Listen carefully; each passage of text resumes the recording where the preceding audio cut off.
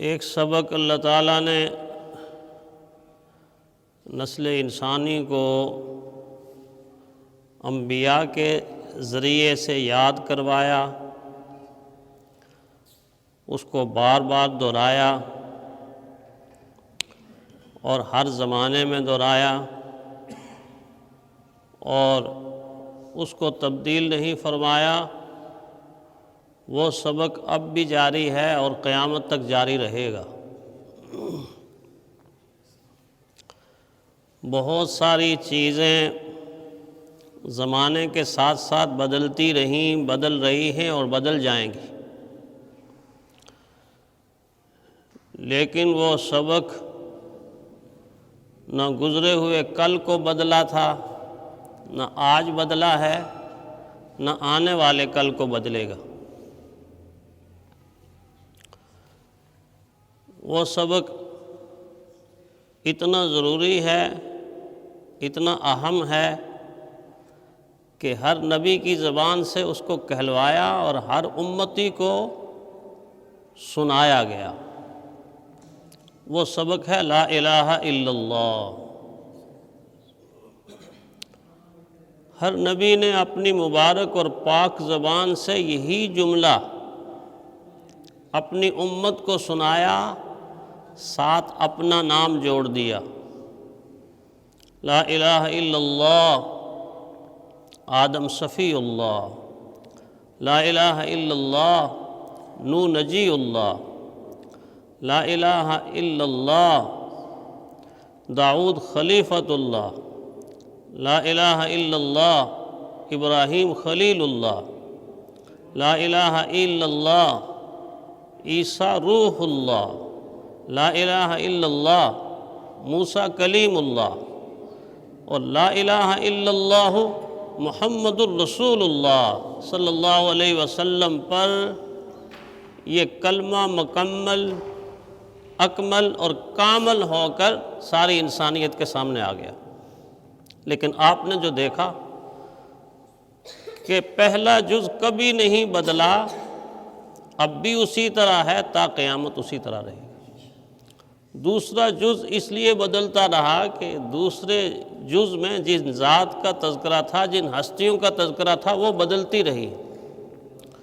ایک ذات آدم علیہ السلام کی، اللہ نے اس کو اپنے پاس بلا لیا، اس کے بعد نوح علیہ السلام آئے، ان کو اپنے پاس بلا لیا۔ تو نبی کی ذات بدلتی گئی، کلمہ بھی دوسرا جز بدلتا گیا۔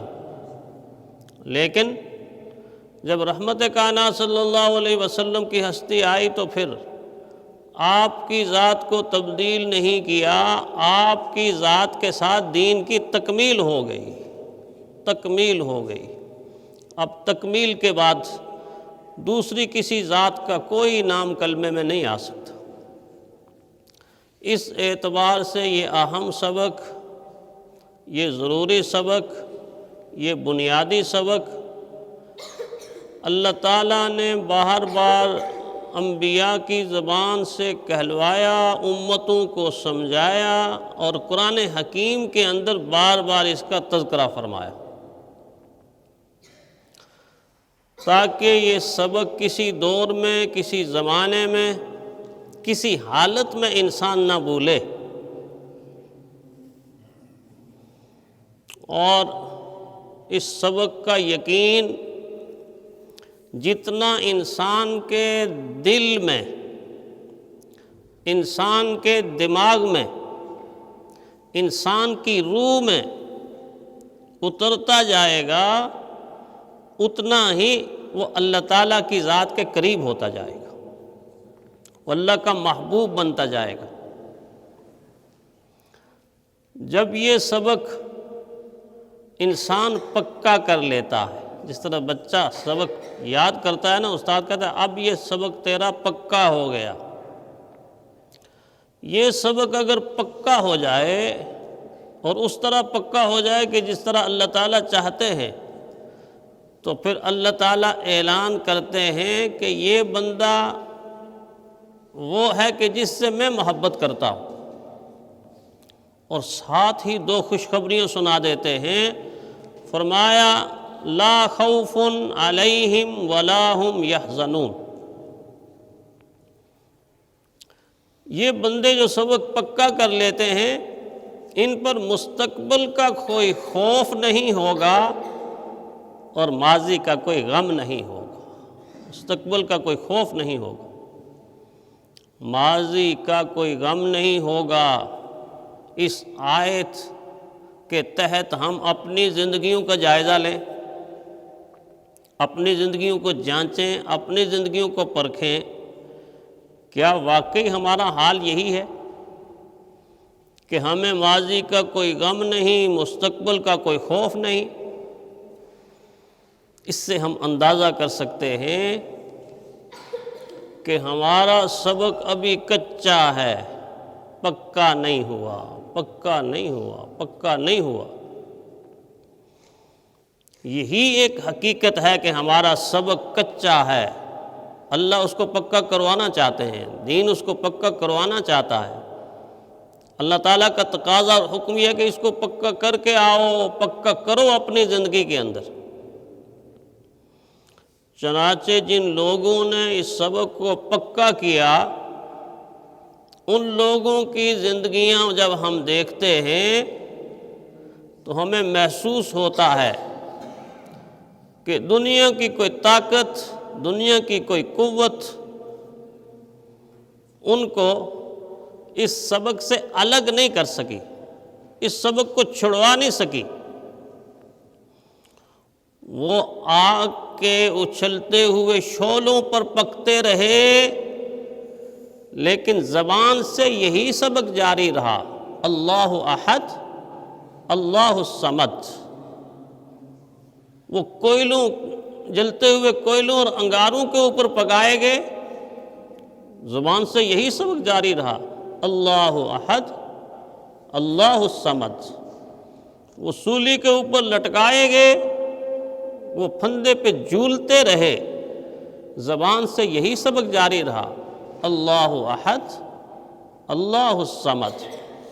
کھولتے ہوئے گرم پانیوں میں ڈالے گئے اور کھولتے ہوئے گرم تیل کے اندر ڈالے گئے، ان کے گوشت ان کی ہڈیوں سے الگ ہو گئے، لیکن اس وقت بھی یہی سبق جاری رہا، اللہ احد، اللہ الصمد۔ اللہ ایک ہے، اللہ بے نیاز ہے، اس جیسا کوئی نہیں، لیس کمثلہ شیء، اس جیسا کوئی نہیں، اس کا ہمسر کوئی نہیں، اس کا ساجی کوئی نہیں۔ یہ سبق وہ ہے کہ جس کو آج بار بار دہرانے کی ضرورت ہے، پکا کرنے کی ضرورت ہے۔ آج ہمارا سبق اتنا کچا ہے، اتنا کچا ہے کہ سارے کا سارا یقین اللہ کی ذات سے ہٹ کر اللہ کی مخلوق کی طرف آ گیا، اللہ کی ذات سے ہٹ کر اللہ کی مخلوق کی طرف آ گیا ہے۔ جبکہ دین کا تقاضا اور اللہ کا حکم یہ ہے کہ آمنو کما آمن الناس، مجھے اس طرح کا ایمان مطلوب ہے تم سے کہ جس طرح کا ایمان وہ لائے کہ جنہوں نے ایمان لانے کے بعد طوفان اور ظلم کی آندیاں آتے ہوئے دیکھی مگر اپنی جگہ سے ہلے نہیں۔ آپ خود رحمت کائنات صلی اللہ علیہ وسلم کی ذات مبارکہ کو دیکھیے کہ ہر قسم کا ظلم اور ہر قسم کا ستم، ہر قسم کی زیادتی آپ صلی اللہ علیہ وسلم کی ذات پر ہو رہی ہے، لیکن پیارے پیغمبر صلی اللہ علیہ وسلم کا جواب آگے سے کیا ہے؟ آپ صلی اللہ علیہ وسلم کا رویہ کیا ہے؟ آپ کا جواب، آپ کا رویہ یہ ہے کہ کسی دھمکی، کسی ڈر سے میرا دل گھٹ نہیں سکتا، کسی دھمکی، کسی ڈر سے میرا دل گھٹ نہیں سکتا، اتر سکتا ہے سر میرا مگر میں ہٹ نہیں سکتا۔ جفا و ظلم کی آندھی چلے، طوفان آ جائیں، مٹانے کو مجھے شداد اور حامان آ جائیں، میں سچا ہوں تو بس میرے لیے میرا خدا بس ہے۔ کسی امداد کی ضرورت نہیں، وہ ایک بس ہے، وہ ایک بس ہے۔ حسبی اللہ لا الہ الا ہو علیہ توکلت وہو رب العرش العظیم، میرے لیے میرا اللہ کافی ہے، اس کے سوا کوئی معبود نہیں۔ یہی تو سبق ہے، اس کے سوا کوئی معبود نہیں، جس کو حالی نے کہا نا کہ ہے ذات واحد عبادت کے لائق، ہے ذات واحد عبادت کے لائق، اسی کے ہیں فرما اطاعت کے لائق، لگاؤ تو لو اپنی اس سے لگاؤ، جھکاؤ تو سر اس کے آگے جھکاؤ، جھکاؤ تو سر اس کے آگے جھکاؤ۔ گویا اللہ کے ساتھ تعلق جب پختہ اور مضبوط ہوتا ہے، پھر انسان دنیا کے غموں سے اور دنیا کے خوف سے، دنیا کی لالچ سے، دنیا کی حرص سے آزاد ہو جاتا ہے۔ پھر اگر ساری مخلوق بھی اس کے مخالف ہو تو اس کو کوئی پرواہ نہیں ہوتی۔ ورنہ جوہر رحمۃ اللہ علیہ نے اس لیے کہا نا کہ توحید تو یہ ہے کہ خدا حشر میں کہہ دے یہ بندہ دو عالم سے خفا میرے لیے۔ توحید تو یہ ہے کہ خدا حشر میں کہہ دے یہ بندہ دو عالم سے خفا میرے لیے ہے۔ سارے کا سارا عالم ایک طرف ہوا کہ نہیں؟ ابراہیم علیہ السلام سامنے کھڑے ہیں، ساری دنیا ایک طرف ہے۔ ابراہیم علیہ السلام کا کنبہ، قبیلہ، خاندان، حکومت، سلطنت، بادشاہ، ساری کی ساری مخلوق ایک طرف ہے، اکیلے ابراہیم علیہ السلام ایک طرف ہے، تنہا ابراہیم علیہ السلام ایک طرف۔ اسی لیے تو خدا نے ان کو حنیف قرار دیا، ساری دنیا کو ٹھکرا کر اور ساری دنیا کو چھوڑ کر اللہ کی بندگی اور عبادت ایسا کرنے والا کہ اس کے اور خدا کے درمیان کوئی واسطہ نہ رہے۔ اس کو کہتے ہیں حنیف، یکسو ہو کر اللہ کی بندگی اور عبادت کرنے والا۔